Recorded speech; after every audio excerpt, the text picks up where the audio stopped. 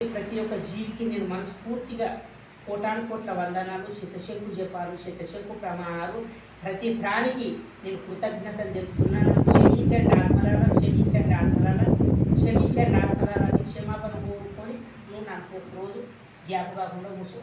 41 రోజుల్లో కర్మలు అనేటివి పూర్తిగా ఈ సాధనతోటి క్షమాపణ కోరుకోవడం ద్వారా 100 రేట్లు తక్కువైతుంది, జ్ఞానంతో క్లియర్ అయింది.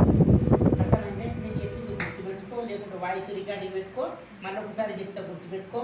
ఈ జన్మలో కానీ గత జన్మలో కానీ తెలిసి తెలియక నా ద్వారా ఏ ప్రాణులకు ఏ జీవులకు ఎవరికి హింసించినో నాకు తెలియదు. ఈ జన్మల నేను ఒక జ్ఞానిగా మారిపోయాను.